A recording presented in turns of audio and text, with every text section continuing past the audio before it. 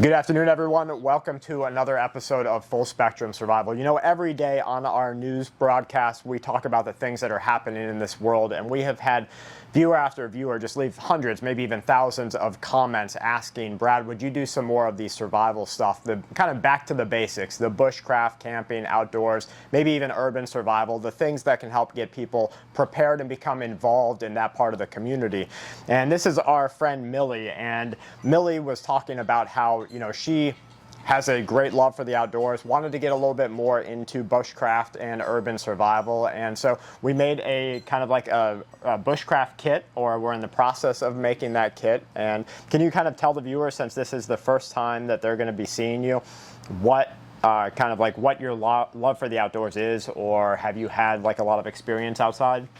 I grew up playing outside most of the time. I was never much of an indoor kind of kid, so Okay. I've just always felt connected to being outside and being in nature. Okay. And you used to watch like the survival shows and stuff like that. So immediately we started talking about like Les Stroud and some of the other, kind of more media hyped survivalists, which is great because I think it's an introduction for everybody to kind of see, well, this is what you need in life, and then they can introduce that into their own kind of like sense of self. And in part of her kit, I asked her what her favorite part of kind of like bushcraft or camping was, and what was it? Fire. Fire making. And fire making is, of course, one of the things that you're going to need to do the most because it's going to keep you warm. Remember, you only have 3 hours in inclement weather without overexposure. And so if it's cold and you're wet and you're dropping your body temperature, you need to make that fire to get it back up. You only have 3 days without drinking water to survive. By the third day, your liver is going to start shutting down. You're going to start experiencing other forms of severe dehydration, and you're going to need that fire to boil your water or make it safe to drink. You'll need it to make your tools, harden the wood, do all sorts of different things. And plus, I think that it's really something that's just in us as human beings to, have a love for it. Absolutely. Now, we might show sometime she does fire throwing. And can you kind of tell them, how that is expressive in your sense of self? Fire throwing is expressive in my sense of self because it's like letting the inner fire out. Okay, that's cool. As we were talking about our fire kits, we went through, she didn't know yet what a ferro rod was, and so we introduced a ferro rod, started talking about using other forms of sparking, what char cloth was, and I got to what you probably know from being a longtime viewer on this channel, or if you're brand new to the channel. Kelly and I have always made wax fireballs, and they're very simple to make. There's something that you can make at home. You could do it today. I wouldn't advise you to do it inside because you're going to need to use a double boiler if you're doing it inside. It can catch flame on its own. I'm not going to be practicing that. We're doing it outside in the open air. There's probably better ways to do it, but this is the way I always have and will continue to do it. And what you do is you're going to melt wax. You can use wax candles at the dollar store, candles you already have. If you wanted to, you could even use crayons, and you're going to put cotton balls inside of it, and I think that it's kind of a great way for us to get started, and plus it'll add something new to your kit. What do you think? I'm excited. Okay, let's get started. The first thing that you need to make fire is usually fire, and I often look back to how we discovered it, and it was probably in some form of lightning, and we use that fire to know that this form of ways to heat ourselves or heat our environment exists. Right now, just like it takes money to make money, it also takes fire to make fire, and that's a little bit of what we're doing today. We have a propane outdoor, what would be like a turkey cooker or an outdoor, like a, I guess, propane torch kind of stove. Yeah. We have a pot that you don't care about, so this is a pot that we are never going to use to put food in. And you're never going to want to cook, even though you can clean it well. It's going to leave a very thick film on top of it, and you basically need like a thrift store, a Goodwill pot, a reused pot, something like that. You need wax, whether that's crayons or existing candles, or like we did here, we have 50 pounds of soy wax that's used by candle makers to turn into soy candles. Now, Millie went out and purchased some of the wax, the cotton balls that we're going to be using, and like I said, we need a way to start this fire. So if you'll grab the lighter, I'll go ahead and turn on the propane here. and just get it lit like somewhere in the middle. And when the propane hits it from this, it'll come up. Yeah, you good? What? Keep going, keep going. Now, if you'll scoop, and Kel, if you'll get some of the close-up video of her scooping this, if you'll start to just scoop handfuls of the wax in there. I'll grab one of these cotton balls. It's okay, it'll make a little bit of a mess, and just do your best to kind of get it in there right.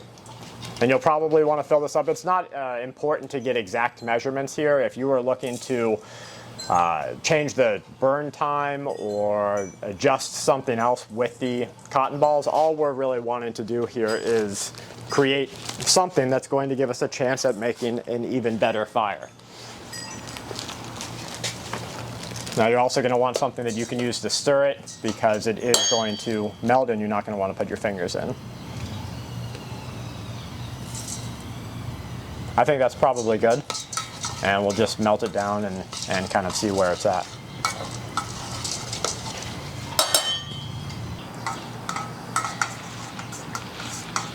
Have you guys ever made candles? Have you Candles? made candles? Uh-huh.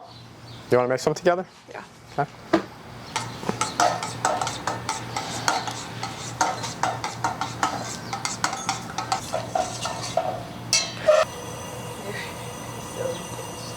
Me? I am impatient. If they didn't have, there's a tool on here to turn this up for a reason. Very hot. Very hot. Okay, so we are almost all the way melted here. I think I don't mind the little bits of wax that might still be in there. For the most part, it's melted. And we're going to go ahead and shut this off now and start adding our wax balls right into it. Do you want to be the cotton ball? I think you should be the cotton ball adder, not the stirrer. Okay, yeah, that sounds good to me. Okay. As you can see, it's melted completely now. We're going to go ahead and start adding our wax balls. Now this is very hot. You can go ahead and start. You do want to keep stirring, and the first ones are of course going to be more, and you can kind of like super add them in. The first ones are going to be much more inundated with wax than the last ones, just because they're soaking up everything inside there. And it's really not a science here. You're just trying to keep adding until there's no more melted wax left, and then you have your wax fireballs. So we added, I guess, how many scoopfuls of your hands was that? Like 5? 5 handfuls. Yeah, 5 double handfuls of wax. And these bags are Dollar Tree or dollar store bags, and they are how many? Does it have a count? 100 count. And it looks like we're close. You can see if I push on this, some of the wax comes out, so that means there's some in there that we could still kind of blend together. Let's just put a small handful in. I guess we used almost all of one bag, and we could probably stretch it and use an entire bag, but you do want the fireballs to be able to last a long time and burn for, you know, a couple of minutes at least, because your whole goal with this is you're going to be able to use these wax fireballs to light larger pieces of maybe wet tinder or wet kindling, or even maybe your bigger pieces of fuel on fire, and that's going to allow you to build a fire in a wet condition or humid environment. You know, our ancestors and even just our recent generations, like fire building was a huge part of their daily life. Yes. And in some tribes around our world right now, they still practice, like there's a fire keeper. And that person's whole job with the tribe is to be the keeper of the fire. They don't let it go out. They watch it. They feed it fuel, because they know how vital that is to their existence. Yeah, their life.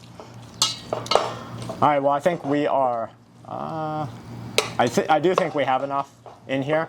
And we're just going to let these cool and then show you guys what they're like afterwards. So Millie's going to cut open this cardboard box and kind of spread it out so that you guys can see how the wax balls need to dry. These are very inundated with wax right now. It's still hot.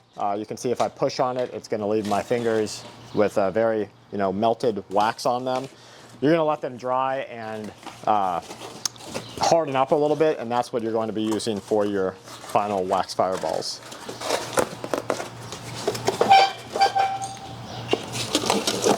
Of course, if you're doing this at home or with kids or anything, you need to take more precautions than we're doing. You need to use, gloves or mitts to make sure that you're not touching a hot pot.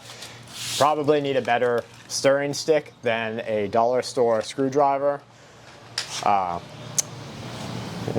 you can do either one. And make sure that you're using a double boiler because that's going to stop you from having a flash boil. What else? And just take your normal kind of precautions against hurting yourself. Okay, so it's mostly cooled down. It's nowhere near dried, and these aren't even hard enough yet to be able to put away in a pack, but I just want to show you how vital these are to a part of your kit, because even wet like this, half processed, Millie is going to be able to take her ferro rod here. It's okay if you get it all waxy. And what you're going to do is break apart, and if you'll get a close-up of this, Kel, break apart the wax fireball, and you're going to expose some of the threads. Nope, you had it right. I did? Mm-hmm.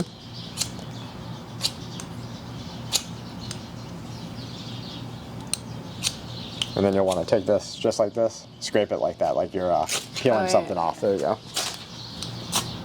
And you have to throw them, throw the sparks where you think they'll go. And that wasn't hard at all. And you're going to take this, and it's going to sit here, and it's going to burn for a long, long time. If you'll give me a regular wax cotton ball out of there, we'll just show you how quickly you go through this in comparison. So, Kel, you might want to get a close-up of this.